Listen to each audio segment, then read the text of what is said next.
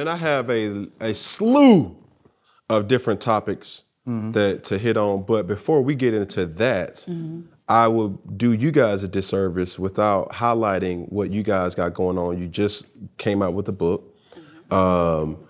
And speak on that as well as the shows that we have, rocking and rolling. You know what I'm saying? Well, Kay and I started this journey about, I say 6 years ago. 6 years ago, I always wanted to act. I retired from the NFL 2010, was getting the same roles. Gangster roles, guy locked up roles, and my son at 2 watched me. I was on an episode of Power. And he goes, damn, Daddy, you always wear that orange jumpsuit. That shit kind of broke me. Because I was like, damn, here I am perpetuating the same stereotype that I keep saying that I don't want people to see me as. Because I always play a criminal on TV. So I told my wife I was going to write a sitcom loosely based on my life. For people who don't know, in 2008, I was supposed to make the roster as a Detroit Lions punt returner, kick returner. They decided to keep 4 wide receivers. I had all my money invested in the stock market and property. Then I get cut.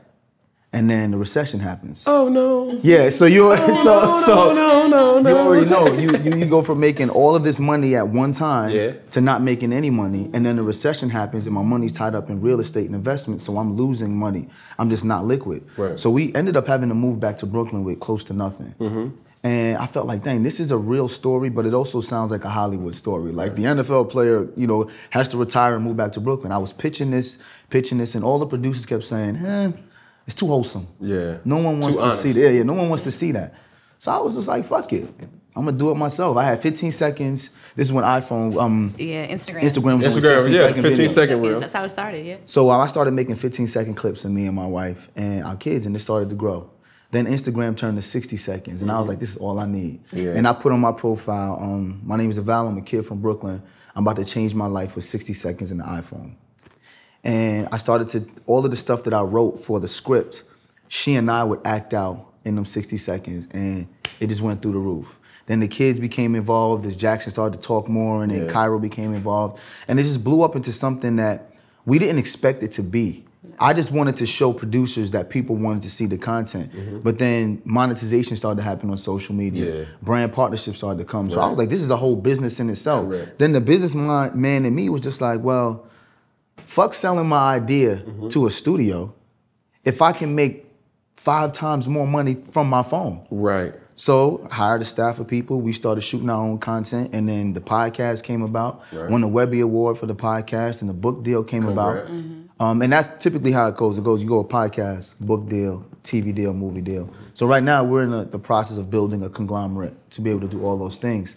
The name of the book is called We Over Me. Okay. The counterintuitive approach to getting the relationship you want with the one that you love. That's a fact. Now, I will say, Cam, I was not sold in the very beginning before we go any further. At all. I was not sold. I did not want people in my business. She's not like I did not want myself on Front Street. Devale was like, there's an authenticity though, but when you wake up in the morning, you still have your bonnet on and a crust in your eye. People want to see that because that's real. And that breath humming. You know what I mean? They can feel it through the mad phone. jokes about that. Because they just like, we back down, we down, right? So I was just like, no, I'm not signed up for this. Because then also too, the mama bear in me kicks in. I'm like, oh, you want my kids to be a part of the show and dance too? Absolutely not.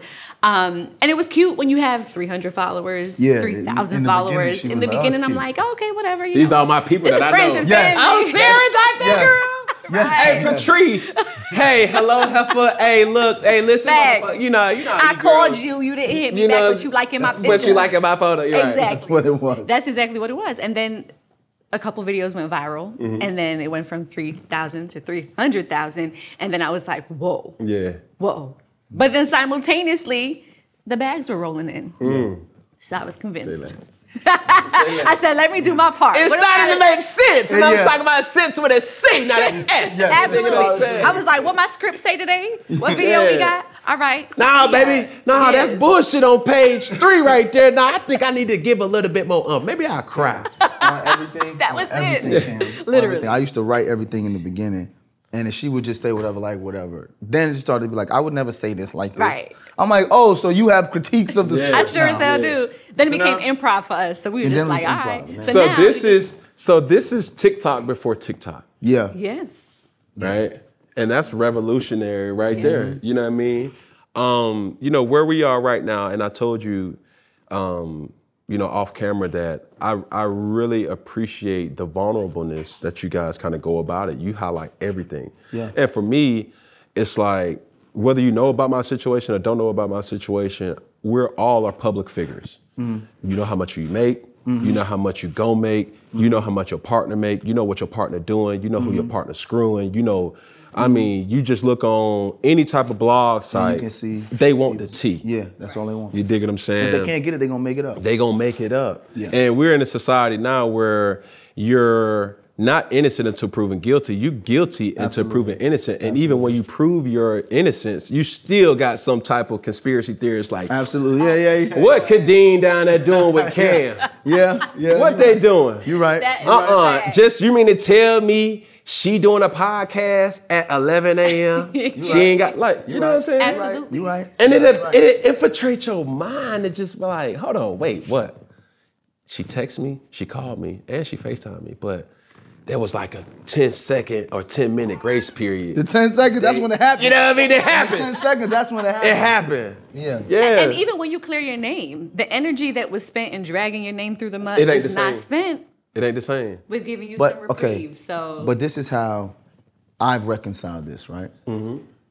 99% of the world's wealth is controlled by 1% of the population, right? That's a fact, right? So most people living in today's life is not happy with where they are financially or socially. Most people have to work in order to make ends meet, and most people are living somewhere slightly above to on the poverty line. When you live life like that, and you're thinking about the marginalized people, right? So the people who support us, for example, Black culture supports us, right? Black culture has been marginalized since its inception in 1619. So a lot of people are upset. If you learn to have empathy for people who don't get to live the type of life they want to live, you start to understand where the comments come from, where them looking for the tea. Because if you're not happy with your life, you don't want to see someone else just being happy with their life. Right. Sometimes it's easier to just hope that everything ain't as sweet as it seems, so they can't wait for something bad to happen. And I've learned to have empathy for people. It's like their comments or the things they create are just a projection of what they're going through. It really got nothing to do with me. These people don't know me. So whatever they say don't matter to me. Right. So it's like I've learned to reconcile because I'm like, man, I pray that everyone's able to find the type of peace that I found with my lady, with my life, with my kids. And if they can't, I'm going to pray that they find it. But I ain't going to spend no energy trying to think about, how can I change everybody's ideas of who I am. Oh, bullshit. Nah, bro, I'm So telling you mean to tell me them fingers ain't itching when y'all post something and they be like, oh man, Khadeen, that shit up front. That's like, it. girl. that be like, me. That's I be it. ready to The clapback shit, clapback queen. have it. You know what I'm saying? I'm ready. Sound, hold on. Hey, Resbutia 1919, baby. Your page private for a reason. It should stay there. Keep your little comment to Sam, yourself. I ain't gonna lie to you. We do have those I have conversations. moments, yes. And we do have those conversations. But I have to also understand, everybody just not gonna be happy for me. No, he really has become the like- person to be like, Khadeen, don't even waste your energy. Yeah. I'm just like, but I have time today. Just one. Just one time. I mean, Just I'm one coming time. back Or from one dropping block. the kids off and Just one block. I'm sitting in the car in the carpool line. Look, I got a look. little time, and he always is encouraging me, just No. don't even do Ooh. it. And he doesn't. And you know what we also have? We have a crew of people. How Yes. Beyonce got her hive? You gotta hide. We have a crew of supporters that What they call? What they call? we need haven't to even name We gotta them. name them. We should name We them. should name them. Those who support us. Ellis. We gotta name It has to be something. Them snakes. They go to them Ellis. What Rihanna got? Rihanna got the Navy. She got the. She got the Navy. Okay. Beyonce got the Hive. We gotta come up with something. We gotta come up with something. What's y'all? You know how they got the collab. What's y'all name? Like Kimye. What's y'all? Yeah. Like Kimye, but we don't even have a name Yeah, like no that. one's ever Because it would be really kind of corny if it was like Caval. Caval. That's the only thing I can think of that would make sense, right? Caval. Yeah. But they just call us The V. Ellis's because we married. Yeah, the Ellises. That's just it. Yeah. But you are right though. I'm not gonna say that it don't sometimes be like, damn, like it hit. I just make choices not to also, get too, involved in it. Yeah, and Devale has kind of explained it to me this way, which makes a lot of sense. When you put something out there, whether it's a post, a video, whatever, you have to be open to and understand that people have the right to comment. Like social media was created off of a algorithm to give people freedom of speech. Yes. That's it. And once they voice and they that, you can empathize with them and say, like, listen, bro, you can feel however you want to feel. That's it. You know what I'm saying? That's it. Now, some people got more of the nonsense and than others, but at the end of the day, it is what it is. Cam, now, I know you feel me. You was #1 overall pick, won a national championship, probably one of the greatest seasons in 2015. But your whole career, people always doubted you. Right. You did not have the time or energy to respond to every negative comment. Listen you here. You found a way. Hey, this is where you zoom in, camera guy. You found a way. I don't give a fuck. You see what I'm saying? And I always walked into that presence of like, bro, I really don't give a fuck. I don't care. Like, it's almost so like, that's my superpower. So then there you go. You see what I'm saying? I've always, like, my rapport speaks to like, bro, he can't give a fuck. Look at what he got on. He can't give a fuck. I ain't gonna lie. Look what he said. I ain't gonna lie. You know what I'm saying? If that ain't no damn example, like, bro, listen, it's just me dancing all alone in this damn. And bro, I feel like that's, like I said, my superpower. Like, I don't have a problem with not giving a fuck. And if I had an eHarmony account, and I love asking this question, what would be the thing that makes you different than the next person? And I said, my gift is my curse. It's like, I'm so easily attached, but as easier detached. You know what I'm saying? So when you're done, you're done. Oh, you're off. It's like, it's in a split second. I knew you couldn't give a fuck. You 6'5". I seen you one day, you had on an ascot, a hat. You ain't have no facial hair. You had on some super tight pants. And you walked in the press conference like, this is me. I said, this nigga can't really don't give a fuck. I ain't never seen a nigga 6'5" with tight pants on an ascot. From Atlanta, me too. I was like, you just don't care. But see, the thing is, people get this shit twisted because they say, man, you know, the motherfucker from Atlanta. Listen, you play that silly shit if you want to, you're gonna get slapped. Like, real shit. Like, I'm just keeping it a buck. Like, I'm very secure in my sexuality. I'm very secure as a human being. I'm very secure as, you know, a person that I am. But at the same time, you come play some silly shit around me, bro.